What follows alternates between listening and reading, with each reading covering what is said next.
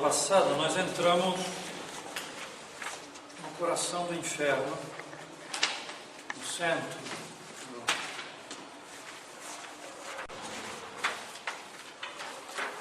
do inferno, o que faz com que de agora em diante seja um pouco difícil para nós de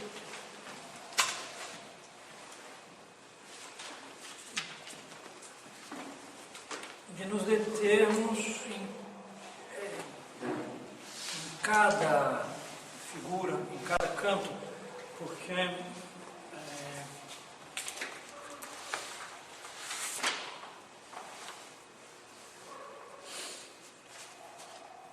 talvez só na aula que vem a gente tenha ocasião, mas é muito extenso o que nos resta. Hoje nós vamos ver os cantos do 11 ao 17, o círculo sétimo.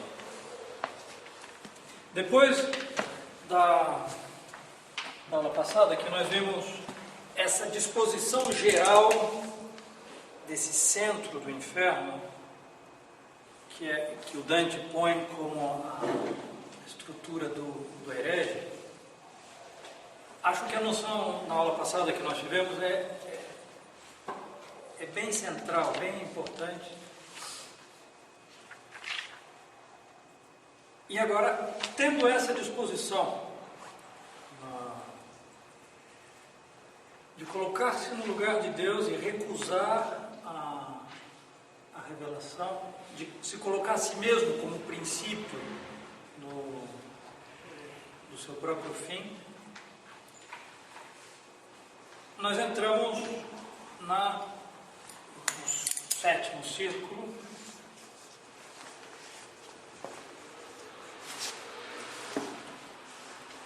no canto 11º. É curioso,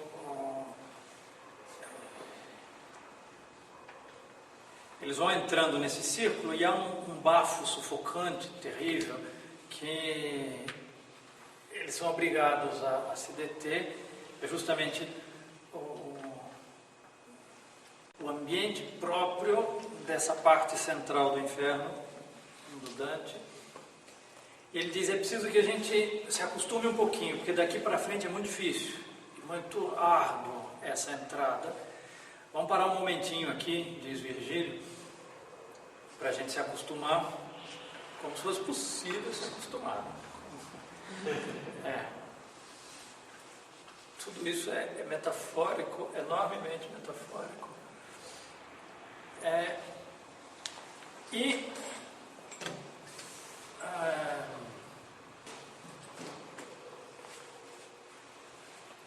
O Dante aproveita essa pausa para pedir ao Virgílio que lhe explique a estrutura do inferno daqui para baixo. Então, ele fala que a malícia humana fere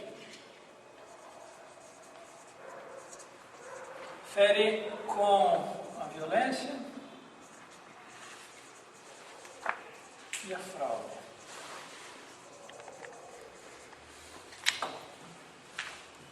E aí ele dá a divisão do inferno daqui para baixo. O círculo sétimo é o dos violentos. E depois, o oitavo, da fraude simples, certo? Do engano perverso, com pleno conhecimento do que se está fazendo. E o último é a fraude que acrescenta quando um filho trai uma fraude ao seu pai. Se acrescenta à fraude um aspecto de traição. Não só há uma fraude, mas ele devia, por justiça, uma honra, uma gratidão. Então, é o círculo dos traidores.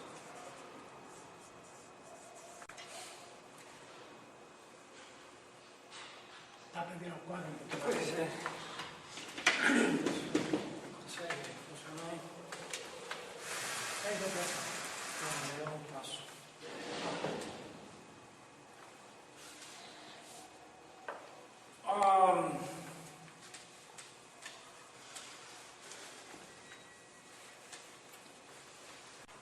Aqui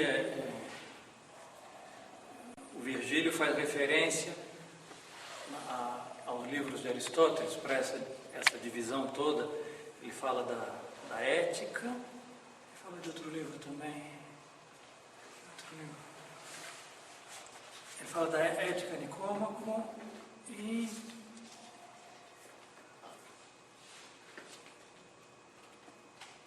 não me lembro mais, mas tem outro livro do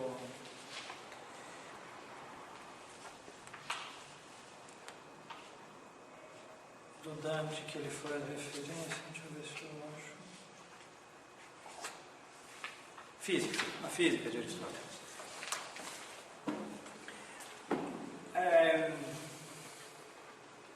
Aqui nós vamos tentar dar a estrutura desses cantos, ver as figuras principais de cada um deles e vamos tentar.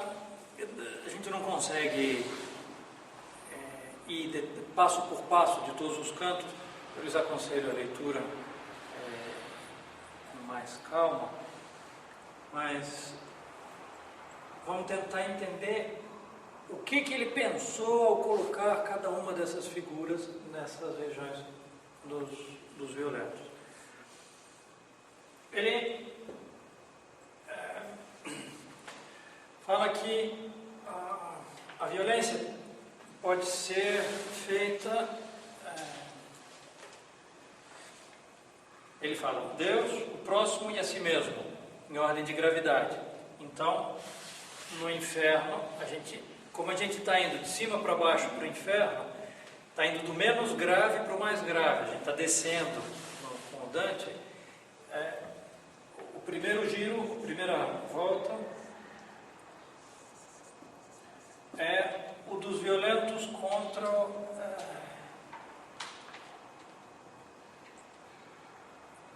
próximo. Exatamente. O segundo giro, contra si mesmo. E o terceiro giro, contra Deus. Contra si mesmo é mais grave contra o próximo. É porque eu meço a minha caridade para o próximo. A medida de amar o próximo é como a si mesmo. Eu devo amar a mim mesmo, e então eu tenho a medida com a qual eu posso amar o próximo. E eu não posso amar o próximo por exemplo, eu não posso, para salvar o próximo, me condenar ao inferno. Não, mas eu quero muito o bem do próximo, então eu vou me condenar, mas ele se salva. Não posso. A ordem da caridade exige que... Agora, é possível um bem maior do próximo e um bem menor meu. Aí sim, eu posso morrer por um bem de outro, para salvar alguém. Então, o bem dele, nesse caso, é mais alto do que o meu bem. Mas, em paridades de bem,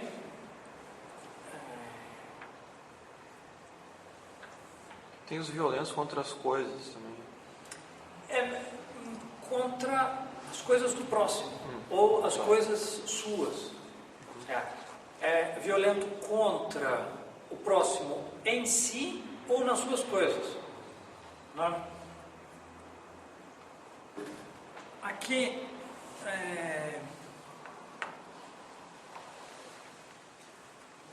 no próximo, ele fala dos que dão morte, ou ferido, e os que roubam contra os bens, né? A si mesmo também, a sua própria vida, o suicídio, e o que destrói os seus bens, perdulário, os seus próprios bens. Aqui, nos pecados contra Deus, é muito curioso, porque, bom, o primeiro pecado contra Deus é evidente, contra Deus mesmo, que ele coloca os blasfemos. O que é uma blasfêmia? Qual a diferença de uma blasfêmia para um sacrilégio? Vamos ver. Sacrilégio não tem nada a ver com verbalizar, né? A definição tá. Não é, isso é catecismo. Sim.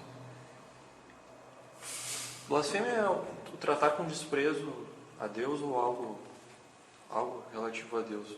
A blasfêmia é um insulto contra Deus. É uma ofensa feita diretamente a Deus. O sacrilégio é uma violência contra algo sagrado. O sacrilégio é a profanação, é o uso de modo profano de algo sagrado. Vai na mesma direção do sacrilégio, só que é indireto. A blasfêmia é um insulto direto contra Deus. O sacrilégio é o desrespeito e o uso de modo profano. Pode ter simplesmente um descuido ou pode ter uma intenção direta de ódio. E aqui ele põe, curiosamente, os sodomitas, os homossexuais, os sodomitas, e o que vocês colocariam aqui?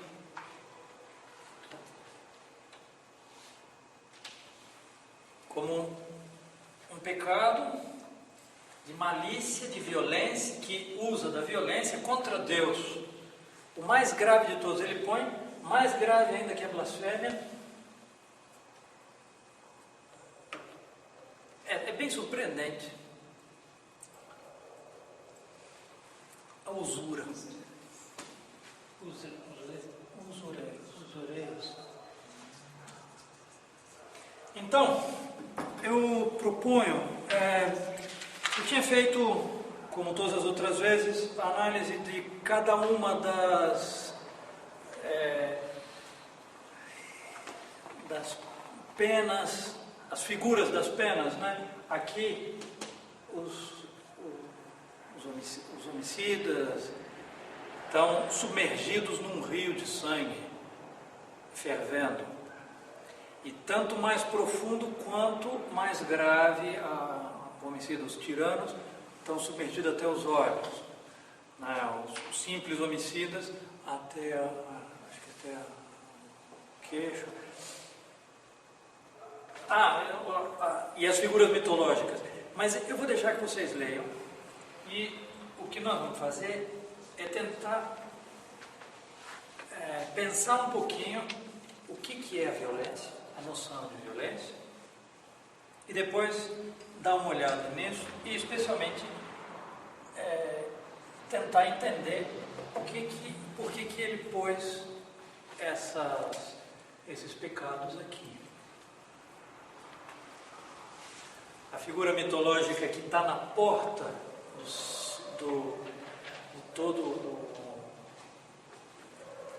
cada um dos Diros tem uma figura mitológica diferente, mas na entrada de todos está o Minotauro.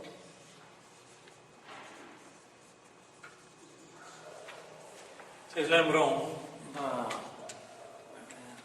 da história do Minotauro?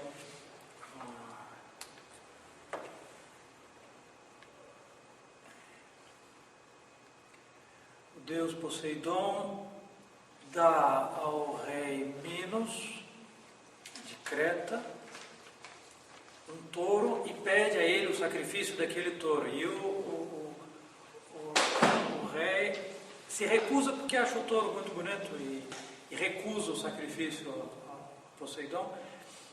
Então, como castigo, Deus seduz a esposa de Minos, que chamava Pacífia, não é?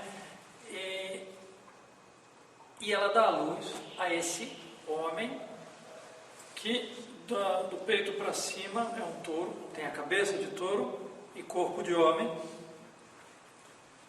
e que é a figura evidente do homem submetido ao ódio, ou seja, a paixão que enceguece a razão humana. Ele o rei Minos manda o arquiteto Dédalo, se não me engano, construir o labirinto de Dédalo, e um labirinto intrincado que ninguém podia sair desse labirinto sem uma ajuda. Figura aí que os violentos não conseguem, sem uma ajuda, sem o auxílio da graça, sair dessa disposição.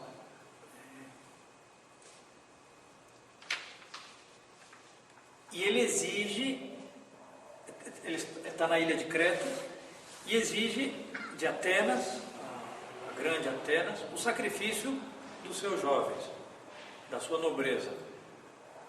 Eu não lembro a periodicidade, mas os moços deviam ser entregues com certa periodicidade ao Minotauro, e ele matava e comia a nobreza de Atenas. Figura de um homicida levado pela ira, pelo ódio, e que se enceguece. E aí é o que aqui fica muito claro o que ele chama de bestialidade, né? A razão humana submetida à paixão a tal modo que parece mais um animal do que um homem. Não há mais o uso de razão. É uma figura bem... Bom, o fim da história vocês conhecem, né? Teseu, o que vai, a filha de Minos, princesa de Creta, se encanta dele, ela é meia irmã do Minotauro, e ajuda o Teseu, e eles, os dois, conseguem um novelo de linha, que amarra na entrada, e ele vai e consegue enfrentar o Minotauro dormindo, e depois salva todos os que não tinham sido ainda assassinados no labirinto, e voltando pela corda ele consegue sair. Ele era príncipe de Atenas, se não me engano. Bom,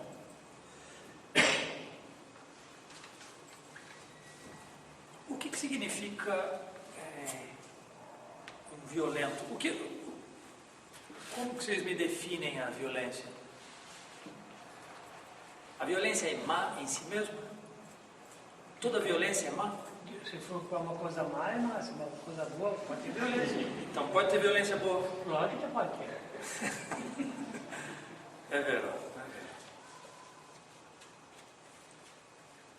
Mas então o que é a violência? Aparentemente a gente escuta e diz que pareceria que em si é mal, tanto que se fala como uma perda da razão no movimento violento. Ora, atuar sem o uso da razão não pode ser bom. Mas pode usar ordenadamente essa paixão para algum propósito bom. Pode ser ordenado. Mas então o que é a violência? Como que se define violência? Vocês usam o termo todos os dias, vocês falam do assunto todos os dias. Bom, é sinônimo de agressão. Agressão é a mesma coisa que violência? Pois é, pergunta. Violência parece uma potência que levaria à agressão. Né? Agressão é um ato da violência. Uhum. A violência então é uma disposição? Alteração de uma ordem de harmonia,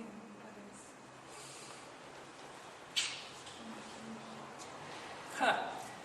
Vê como a gente... Só um parênteses antes da gente continuar. É uma ação acima do natural, do normal, da ordem. Você explique um pouco melhor, não entendi. É um ato um pouco mais maior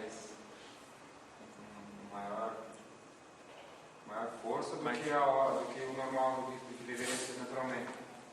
Da ordem Mas natural, deveria ser de um ato próprio. Tem relação com a ira? esse é típico jesuíta. Responde uma pergunta contra pergunta. Para que eu já lhe dê toda a... Não necessariamente. É possível que a ira mova. O Minotauro aqui é a figura da ira. Agora, não necessariamente a violência é movida pela ira. Vamos apagar aqui só para gente... Vamos tentar chegar à noção primeira, básica, do uso filosófico do termo, para depois chegar até a noção exata do que a gente está aplicando aqui. Se fala de uma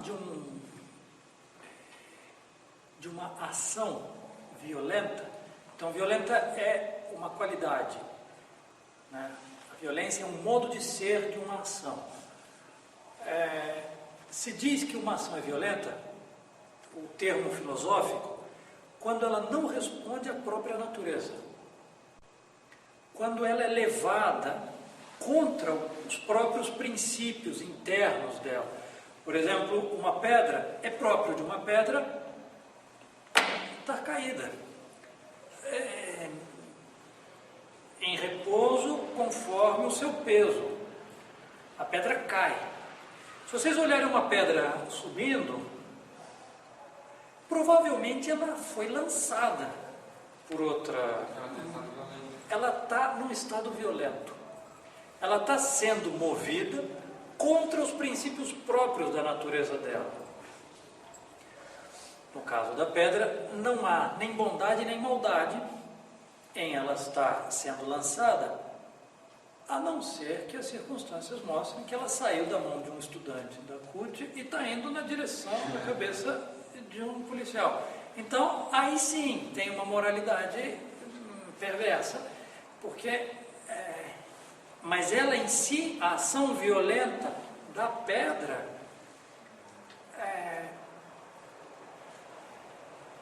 quando se fala de uma violência a um homem, o que isso significa? Um ato violento humano. Aqui a gente tem que distinguir eu realizar um ato não de violência, mas um ato violento, ou se querem violentado. O que isso significa? Que é um ato que não procede da minha vontade, da minha Natureza. inteligência, do meu próprio humano. Se alguém, por exemplo, me pegar a mão, se alguém me empurra e me joga no abismo, esse ato pelo qual eu me joguei no abismo, é um ato moral meu, livre, humano? Não, é um ato violento. É um ato que não procede da minha inteligência e da minha vontade. Exercer violência no outro é dispor do outro contra o seu ato livre. É mover o próximo, aqui no caso, contra a vontade do próximo, contra a natureza própria dele. Então, seguindo a ideia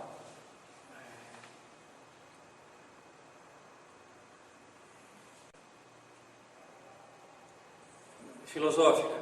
Então, exercer violência sobre outro é obrigar-lhe a atuar contra. Eu ponho uma arma na cabeça do sujeito e faço ele mover. Aqui ele está sofrendo uma violência, mas ele termina cooperando. Há um ato dele no qual ele aceita. Então, a vontade dele está sendo agredida, mas a vontade mede. O que é melhor aqui? Eu levar um tiro e morrer? Ou eu entregar o meu dinheiro? Bom, entregar meu dinheiro é um ato violento e voluntário ao mesmo tempo.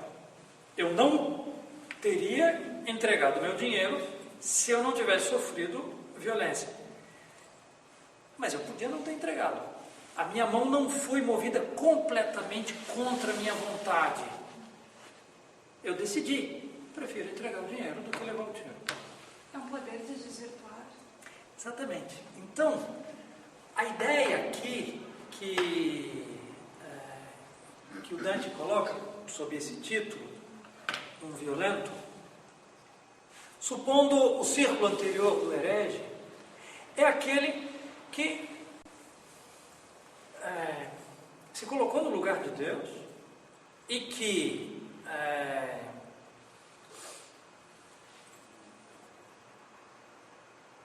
olha a natureza das coisas não como elas são, mas como eu quero pensar, como a mim me parece. É a substituição. O herege substitui a revelação pela opinião própria. Ele se coloca ele mesmo como princípio da revelação e, portanto, da interpretação de toda a realidade. Ora, o violento é aquele que, colocando-se no lugar de Deus nas ideias, ao ver a realidade, quer dispor das coisas como Deus dispõe. Ele quer dispor das coisas movido pela sua ideia. Como Deus governa na sua providência, o violento quer dispor como se ele fosse Deus, como se ele será assim. Ora, é possível que alguém... Então, um esotérico, nesse sentido surdo, moderno, é um violento.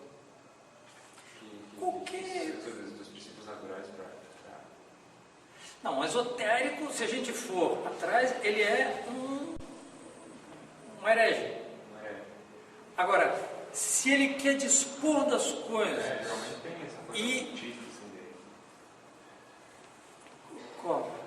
Não, o violento é aquele que passa ao ato e que quer dispor do próximo, de si mesmo e de Deus, conforme os seus próprios princípios. Então, o tirano é aquele que, contra a natureza dos homens, contra a natureza da sociedade, contra a natureza, dispõe de todas as coisas, inclusive da vida dos seus cidadãos, em ordem à sua ideia, que pode ser um bem próprio, ou pode ser uma ideia absurda, mas ele se coloca no lugar de Deus, quanto às ideias, e dispõe das coisas.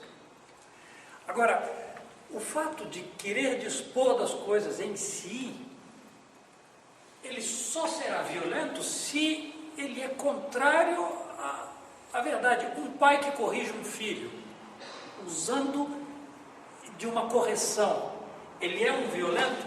Não, ao contrário.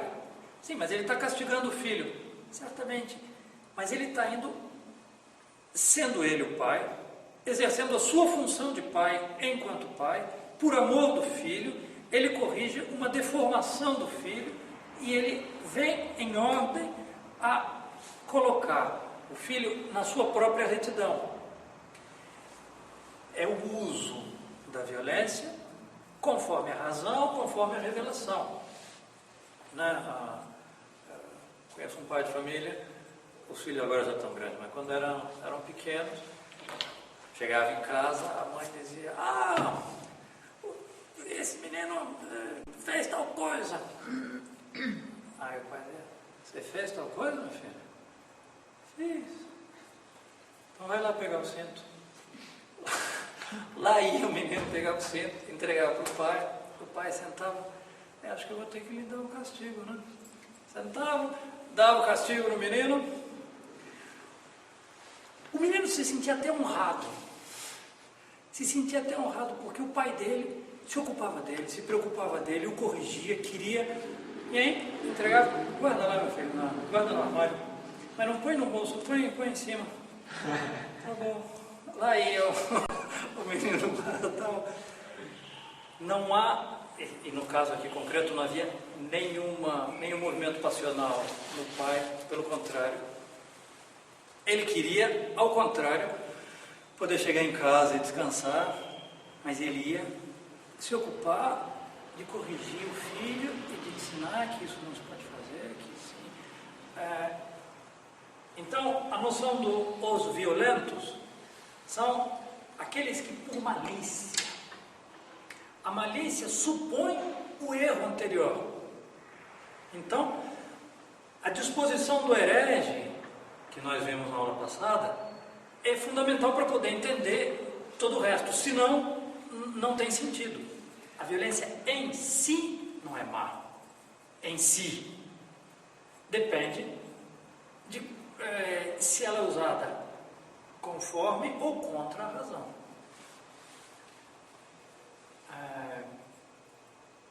Contra a natureza das coisas, Nessa violência ao próximo, eu querer dispor do outro conforme o que eu penso, a minha conveniência, a minha disposição, e chegar até a tirar a própria vida do próximo, é o ato mais grave de violência respeito ao próximo.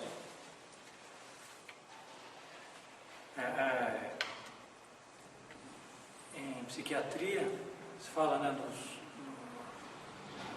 do perverso, como muito curioso isso, porque a deformação do perverso na patologia, o perverso já não existe mais ninguém além dele. Qualquer outra coisa, tudo, absolutamente tudo, e os outros são coisas e são vistas em ordem à minha conveniência, sem que tenham sentido em si mesmo. O perverso não consegue nem sentir pena de quem ele está assassinando, porque ele não vê o outro, ele não consegue nem sequer. Se chega a um grau de horror e de crueldade nessas patologias, tem algo de satânico nisso, dessas deformações, mas nem sequer capaz de. Não sente pena porque não tem o outro, não tem ninguém além dele.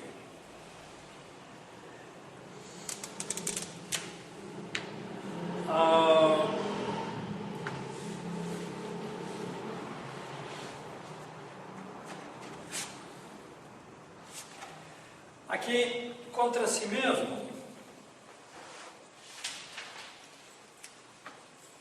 os violentos, a gente podia objetar que se eu não tenho poder sobre o próximo, é compreensível, mas sobre mim mesmo, como diria qualquer adolescente hoje, a vida é minha. Se a vida é minha, por que eu não posso tirar a minha vida? Um sujeito que está no hospital, já cansado, e diz, bom, eu quero morrer. Me injeta um veneno aí. Por que ele não pode fazer isso? Se a vida é dele.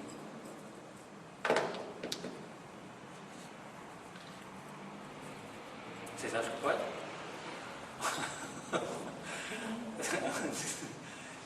A vida é dele, mas é de Deus. Como assim? Sim, É dele ou não é dele? a vida é dele, mas não pertence a ele. É dele, mas não pertence a ele. Ou é dele ou não é dele. Ou pertence a ele ou não pertence. Bom, ele não se criou. Ele não se criou. Claro, Ele não se deu a vida. Ele tem a vida. mas não pertence a ele. O que a gente pode dizer de outro modo, assim, de modo mais filosófico, nós não escolhemos o fim do nosso ser, nós escolhemos os meios. Escolher o fim é dado por aquele que me criou. Deus me criou, homem, para dispor dos meios desse mundo para chegar ao céu. Muito bem. Eu não posso, eu mesmo, me dar outro fim, porque não fui eu que me criei. Não fui eu que dispus a minha natureza. Não fui eu que... Se eu pudesse, se eu tivesse eu mesmo me dado a vida, eu mesmo me dado a minha finalidade última, aí sim eu podia mudar. Um artista, na sua obra, ele pode mudar a finalidade da obra, é ele que está dando. E ele pode desfazer a obra dele, é dele. Aí sim. Há uma... É curioso porque no ato artístico há uma semelhança muito grande, uma analogia muito grande com o ato criador de Deus. Mas nós não temos escolha a respeito ao nosso fim último. Nós temos escolha a respeito aos meios. Como que eu vou dispor dos meios que eu tenho para alcançar aquele fim último? Tirar a própria vida, em geral, vem como uma solução proposta, solução absurda, solução falsa, solução sem fruto, solução sem nenhuma... mas é uma suposta solução. Uma suposta solução que vem, em geral, movido pelo orgulho. O desespero tem uma relação muito estreita com o orgulho. Pode vir um ato de loucura. Mas se é um ato de loucura, já não é mais um ato próprio meu, humano. E aí já não há moralidade. Aqui eu disse que não ia falar sobre as figuras, mas a figura que o Dante usa são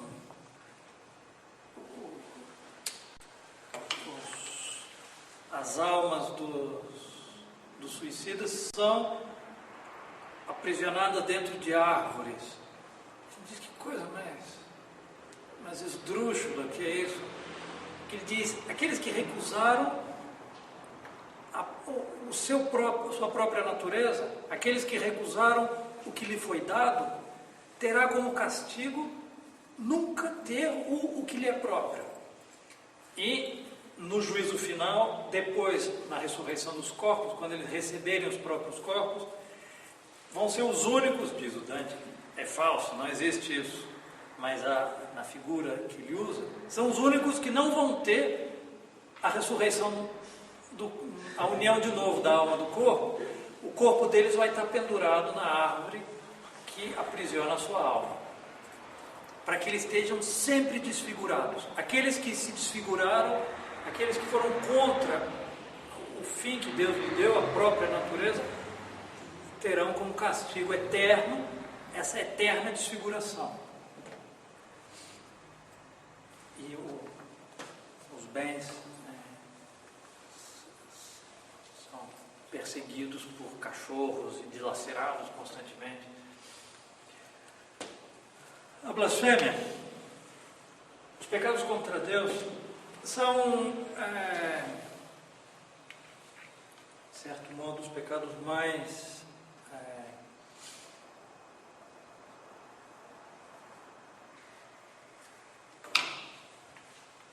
uma vez um casalzinho, uma moça e um rapaz, dois saindo da adolescência, vieram falar. Ela estava grávida, não estavam casados, evidentemente, e ela queria abortar, matar o filho. Mas o mais impressionante não era a intenção assassina de querer matar o filho, era a indignação que a menina tinha contra Deus. Como que Deus estragou a minha vida.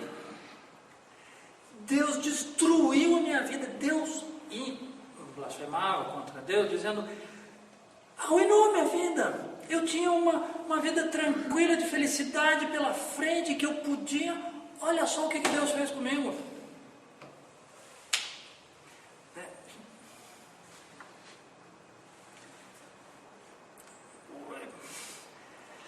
A gente diz,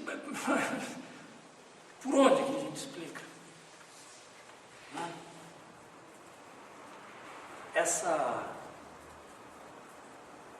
Esse olhar a Deus com rancor e de modo violento, e querer que Deus se disponha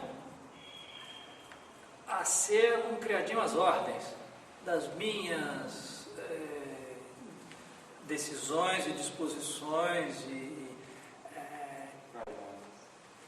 vaidades, loucuras.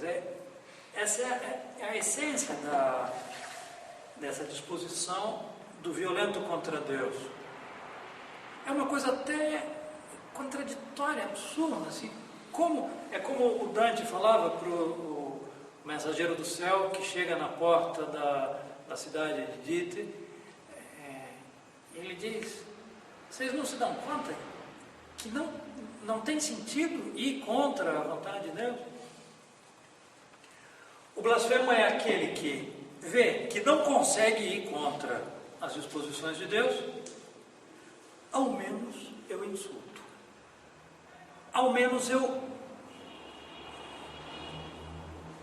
cuspo no rosto de Deus o meu ódio, o meu rancor, eu não posso ferir a Deus, mas eu posso ofender. É como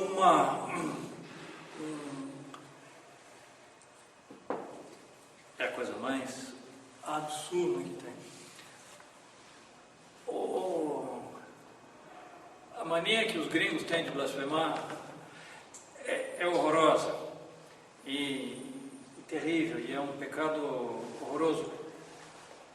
Mas na maioria das vezes não quer dizer, não tem essa disposição. Ou seja, não é um desejo de insultar a Deus.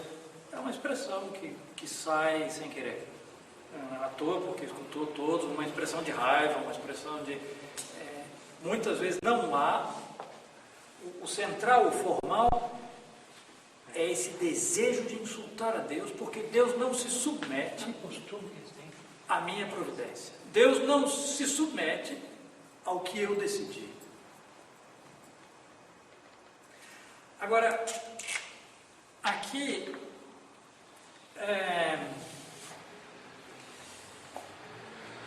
o Dante coloca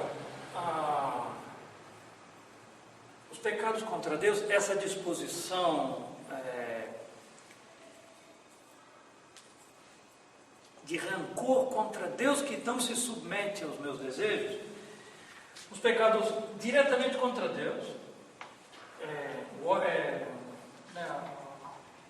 a violência contra Deus mesmo, contra a natureza criada por Deus e contra a arte. Vamos tentar, é o raciocínio do Dante aqui nesses últimos cantos, 15, 16 e 17. A blasfêmia foi o que nós vimos. Os sodomitas, o pecado de homossexualismo, aqui, o que ele poderia estar nos pecados de sensualidade, nos pecados, no primeiro círculo, no primeiro, como é que chama? Sim, no primeiro círculo, que eram os pecados de luxúria, os pecados... Mas aqui o que ele quer mostrar não é o movimento passional no qual é arrastado, essa disposição daquele que diz a Deus: eu não quero aquilo que Deus criou, do modo que Deus criou, eu quero o que eu quero. Eu quero que as coisas se disponham como eu quero. Eu não quero me submeter nem a Deus, nem à lei de Deus, nem a natureza que Deus criou, nem ao modo de ser das coisas. Eu me recuso a um enfrentamento contra Deus ao recusar a natureza que Deus criou das coisas.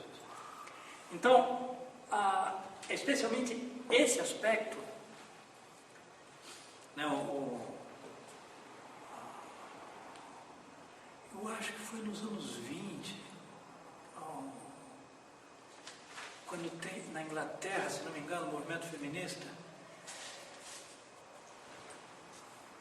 tinha uma moça especialmente, esqueci o nome, mas o que ela dizia, com todas as letras, e aí é chocante, ela dizia, nós mulheres, e é engraçado, porque sempre esses movimentos, eles falam em nome de toda a associação universal das mulheres, né?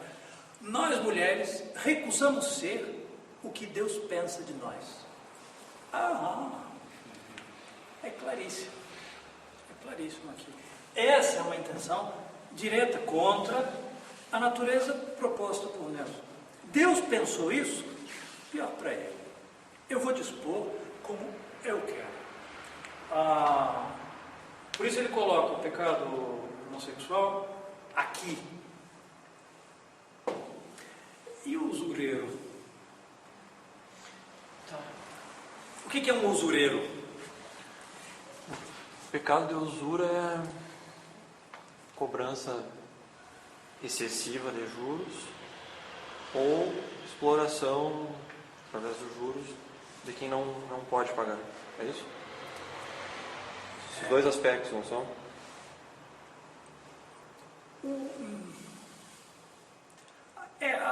A usura é emprestar dinheiro a juros, né, um AJ, um usureiro. Você vai lá e diz para ele, olha, eu estou urgido de dinheiro, eu tenho que pagar uma conta, eu preciso de 10 mil. Ele fala assim, está aqui 10 mil. A inflação ao mês é de 1%. Então, a gente acrescenta 1% cada mês. Só que por eu estar lhe emprestando, eu vou lhe cobrar 50% de juros a cada mês. Ou seja, no mês que vem, você me paga 15 mil. Se você não conseguir pagar no mês que vem, no mês seguinte você vai me pagar 20 mil. E assim, a cada mês, nós acrescentamos 50% da sua dívida. Tirar proveito da necessidade do próximo. Isso, exatamente. É uma disposição no qual, aqui, a usura na Idade Média é condenada como um dos pecados mais graves. Só um parêntese, é uma situação, é curioso porque a usura se pode dizer que marca a Idade Moderna.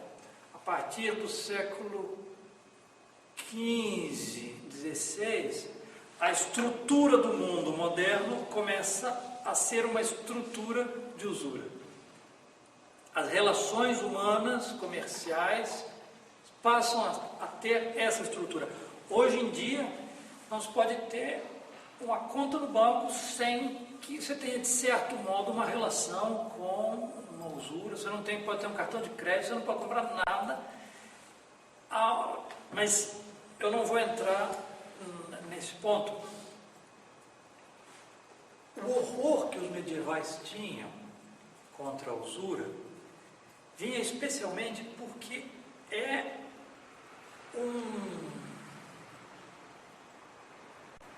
um pecado de alta traição, diziam os medievais. É como se um irmão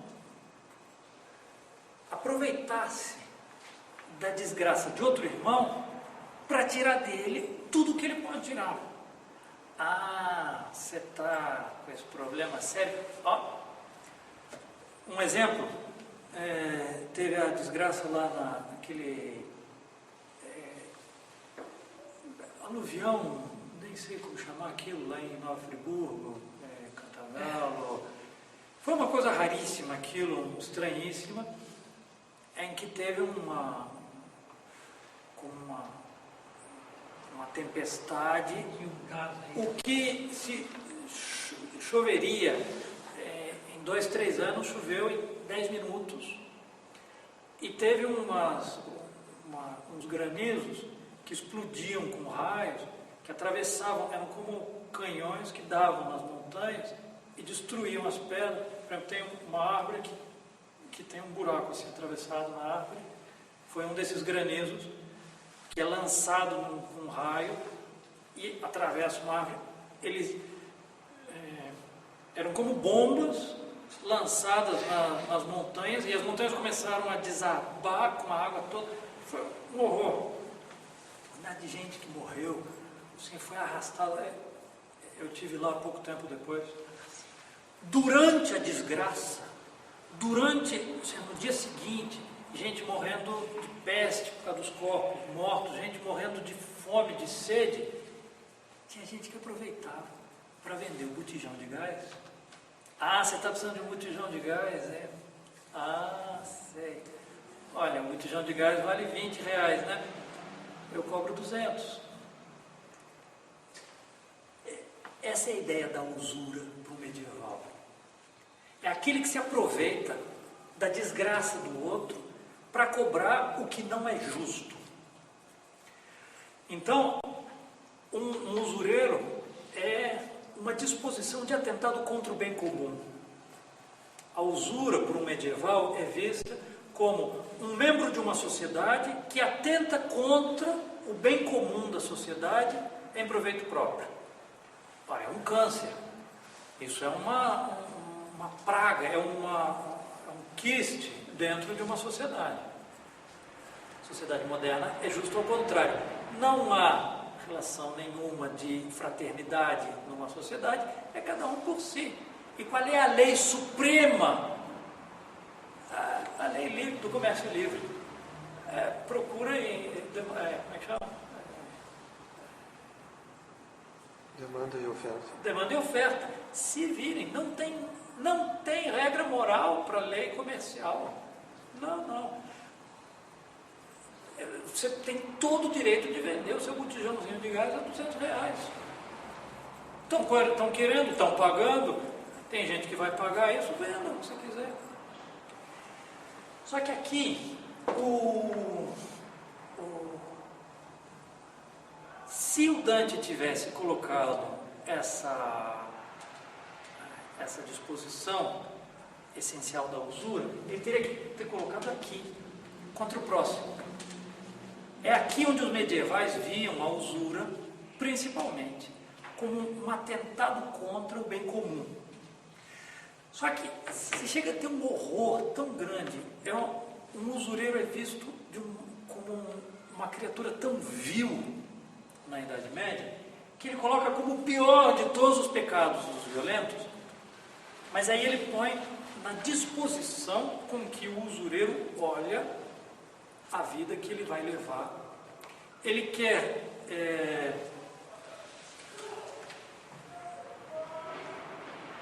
ir contra a natureza normal dessa vida. Deus, o Dante cita aqui o Gênesis, né? Ele diz, quando Deus mandou ao homem que deve ganhar o seu pão com o suor da sua frente. O Dante faz referência de que a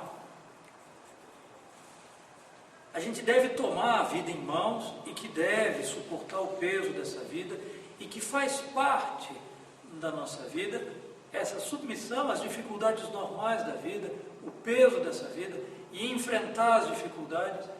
Certamente que há muitas, como é que se diz? O Dante era um poeta. Ele não ganhava a vida com o suor da sua frente. Seus pais eram comerciantes. Mas o que a disposição essencial que ele põe aqui é aquele que quer aproveitar-se dessa vida, mesmo que seja com o mal alheio, contanto que ele não tenha que suportar as penas dessa vida. é aquele que quer ir contra a arte. Assim, a obrigação de... Qual é a definição de arte que davam os filósofos? A reta razão do fazer. Então, a reta razão do fazer, o Dante põe nessa reta razão essa submissão ao peso normal dessa vida. Essa vida é dura. E é normal que seja dura. E faz parte da disposição de um homem reto suportar o peso dessa vida. De modos diferentes, certamente. Isso não significa que todos têm que ter um trabalho braçal, certo? Mas essa recusa do peso dessa vida, mesmo com o mal alheio, ele coloca como ele chama a arte a neta de Deus, porque a natureza é a filha de Deus, e a arte é a imitação da natureza, é o fazer as coisas conforme a natureza criada por Deus. Aqui, de certo modo, a gente vê a repugnância que os medievais tinham contra o usureiro, contra aquele que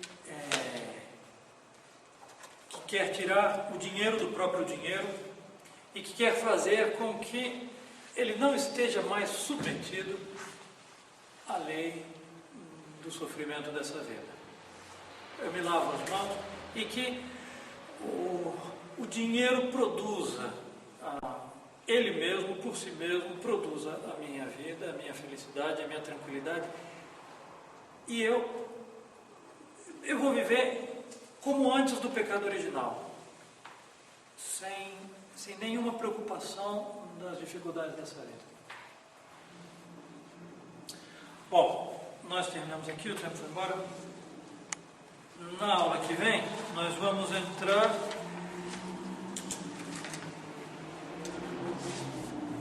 no canto 18, que é o círculo. O oitavo, são 10 valas. Nós vamos nos deter um pouquinho, né? Nesse canto sim a gente vai ter ocasião de seguir um pouquinho mais o canto. Nós vamos ver só a primeira e segunda vala, o canto 18. Não sei se tinha alguma pergunta aqui. Seria a violência contra os próprios bens. Violência contra esse medo contra os próprios bens. O delapidador, como é que chama? Aqui está dissipador, acho. Dissipador, A gente tinha visto antes no pecado semelhante, como é que chamava? Os que esbanjavam e os... Como é que chamava? Mão fechada. Os gringos, como é que chama? Avaretos.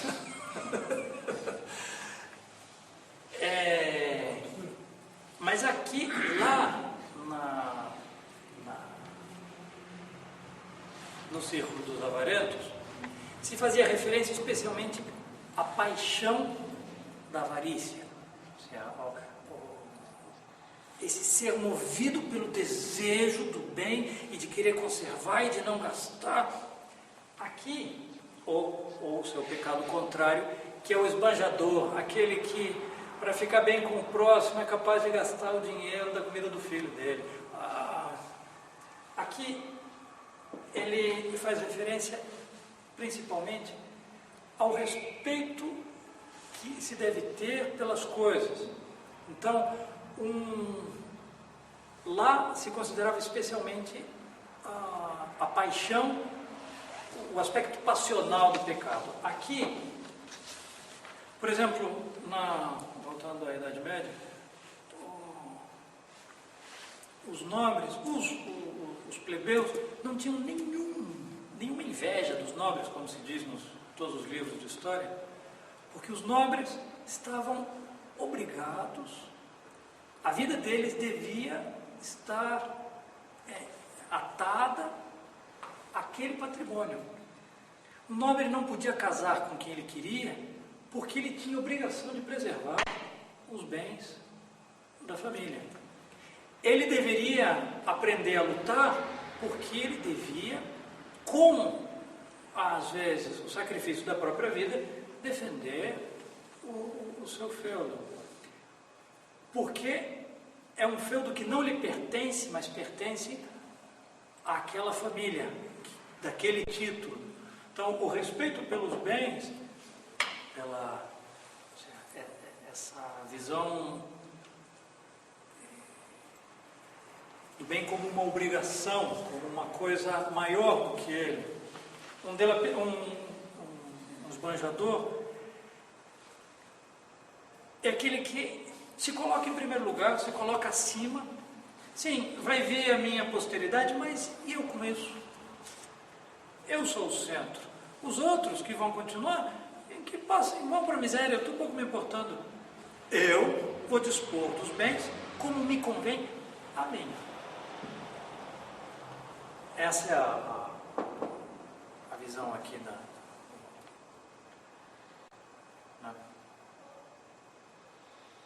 São noções tão distantes das que a gente tem normalmente na nossa vida cotidiana, porque nos parece até ridículo a preocupação por uma casa, por um castelo. Pois é. É porque é como a poesia do Fernando Pessoa, do O Monstremo. Aqui no Leme, sou mais do que eu. Sou um povo que quer o mar que é teu. Como é que chama?